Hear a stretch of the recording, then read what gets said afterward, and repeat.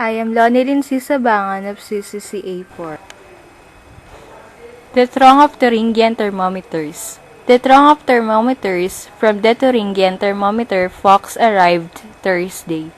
There were 1,033 thick thermometers, though instead of 1,036 thin thermometers, which was 3 thermometers fewer than the 1,036 we were expecting. Not to mention that they were thick ones rather than the thin ones. We thoroughly thought that we had ordered 1,036, not 1,033 thermometers, and asked the Thuringian thermometer Fox to reship the 3 thermometers rather than 1,036 and promised to replace the thick thermometers with thin thermometers. A surly sergeant. A surly sergeant sacked an insolent sailor Sam. A surly sergeant from Cisco, Texas, saw a sailor sit silently on a small seat reserved for youngsters. He stayed for several minutes, while thoughts swarmed around. Sam asked the sailor to cease and desist, but he sneered in his face. Sam was so incensed that he considered it sufficient incentive to sack the sailor. The sailor stood there for a second, astonished, and then strolled away. Sam was perplexed, but satisfied, and thoughts scampered like ants over the seesaw. All's well that ends well.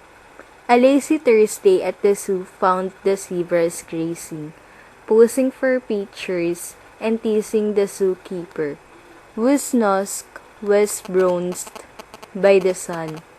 The biggest zebra's name was Zachary, but his friends called him Zach. Zach was a confusing zebra whose heel for reason caused his cousin, who were naturally unreasoning, to pose to their conversation. While they browsed, he philosophized. As they grazed, he practiced Zen. Because they were Zach's cousin, the zebra said nothing, but he wished he would muzzle himself at times. The tame man. A fashionably tame man sat casually at the bait stand, lashing a handful of practical baits. The manager, a crabby old bag of bones, passed by and laughed.